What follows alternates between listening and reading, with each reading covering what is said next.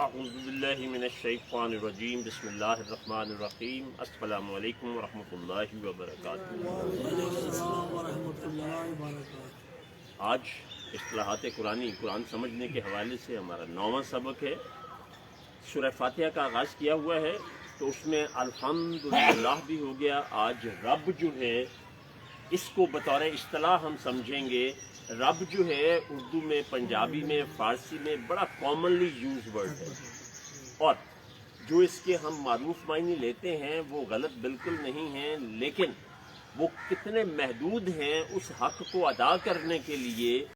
جو تقاضا ربوبیت ہے کہ اس کا ہم حق کیسے ادا کریں، تو وہ آج آپ انشاءاللہ سمجھیں گے۔ یہ جو لفظ رب ہے عربی میں اس کا روٹ ورڈ ہوتا ہے را با با، رب۔ اس سے مراد نشو و نما، سامان نشو و نما کا بہم پہنچانا ہے۔ یعنی نشو و نما کے لیے کسی بھی جاندار کو پہلی سانس سے آخری سانس تک نہیں، بلکہ اس کا وجود قرار پانے سے لے کے پہلی سانس اس دنیا میں آنے تک، اور پھر اس دنیا میں جتنی دیر وہ وجود رہتا ہے اس تک، اور اس کے بعد بھی جو وقت اس نے اگلی دنیا میں گزارنا ہے، وہ سارے کے درمیان میں اور دورانیے میں جس قسم کی بھی کوئی ضروریات ہیں ان کا مہیا کرنا۔ یہ معنی کافی حد تک اس لفظ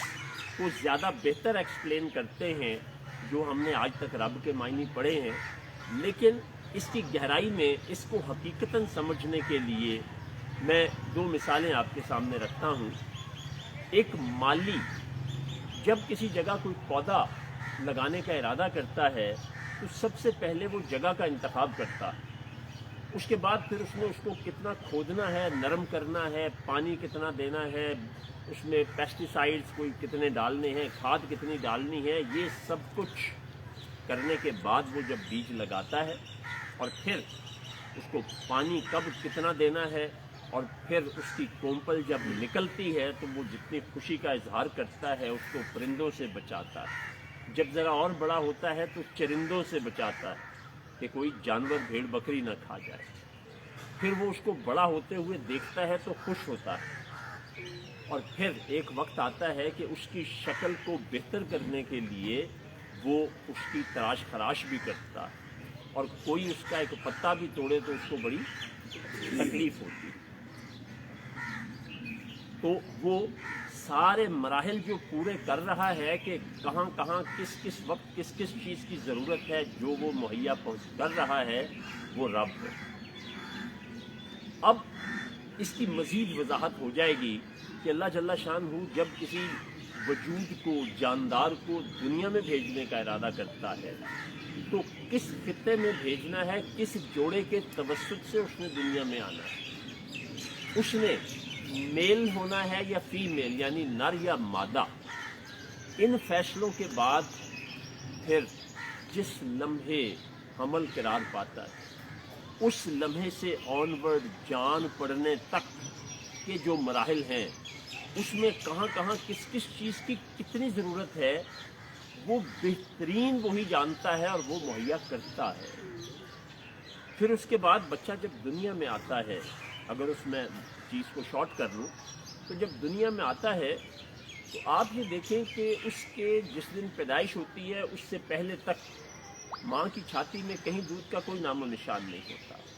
تو اس کے پہنچنے سے پہلے اللہ اس کا انتظام کرتا ہے۔ یہاں برائے کرم مائے نیولی مدرز وہ خاص طور پہ میری بات اچھی طرح سے سن لیں کہ جو فرسٹ مدر فیڈ ہوتی ہے just after the birth of a baby, وہ دی بیسٹ اینٹی بائیوٹک ہوتا ہے۔ اچھا، وہ یلوش قسم کا مادہ ہوتا ہے، بالکل وائٹ نہیں ہوتا جس طرح کے دودھ کا رنگ ہوتا ہے۔ مگر اب آپ ایک بڑی خاص بات دیکھیں، آپ میں سے جو میڈیکل سے تعلق رکھتے ہیں، کہ بچے کو جو دیا جانے والا وہ دودھ ہے ماں کا، اس کا رنگ بھی روز بدلتا ہے، اس کی مقدار بھی بدلتی ہے، اس کے اندر جو انگریڈینٹس ہیں، اجزاء ہیں، ان کی بھی ترتیب چینج ہوتی ہے۔ بہت غور فرمائیں اس کے کہ رب کون ہوا جو آپ کو ہمیشہ دے، بدلتی ہوئی ضرورتوں کے تقاضوں کے مطابق دے، بغیر لالچ کے دے، بغیر خوف کے دے، اور بغیر کسی بدلے کی توقع کے دے، وہ رب ہوتا ہے۔ کبھی کبھی ماں بھی کہہ دیتی کہ میں تینوں ایس دن واسطے جمعہ، لیکن وہ بلا تشخیص سب کو دیتا ہے۔ اس میں امیر غریب کی کوئی قید نہیں، اس میں مسلم نان مسلم کی۔ تو جب ہم اس اصطلاح کا اگلا لفظ پڑھیں گے نا کہ رب العالمین، تو وہ عالموں کا رب ہے۔ اپنا تعارف جو اللہ نے کرایا ہے، کیا کہہ کے کرایا ہے کہ میں عالموں کا رب ہوں۔ اب عالم کیا ہے، اس کے اوپر بات ہم انشاءاللہ اگلے سبق میں 10ویں میں کریں گے۔ تو جو وجود رب ہے، اس ربوبیت کے جو تقاضے ہیں وہ اس سے بہتر کوئی نہیں جانتا، اور وہ اس کو ہمیشہ پورے کرتا ہے۔ اب ہم اگر دوسری طرف اپنے اوپر اس کا بندہ ہونے کے طور پہ دیکھیں تو ہم کتنے تقاضے ہیں جو پورے کرتے ہیں۔ وہ کبھی نہیں چونکتا، کبھی نہیں چھوڑتا، لیکن ہم جو کچھ بھی وہ دیتا ہے اور جو وہ ہم سے اس کے بدلے میں چاہتا ہے، اس میں بھی ہماری ہی بھلائی اور خیر ہوتی۔ وہ تو محتاج ہی نہیں ہے کسی چیز کا۔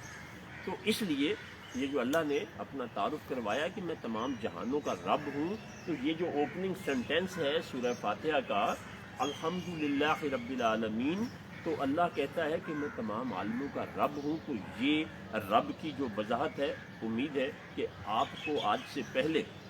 جو لفظ رب سے یا اصطلاح سے شناسائی تھی، آج آپ اس سے فار ہیڈ بہت آگے چلے گئے ہوں گے۔ اور انشاءاللہ جو خاص یہ ہے جو سنتے ہیں وہ دوسروں تک پہنچائیں، یہ ہم سب کے ذمے ہے۔ بہت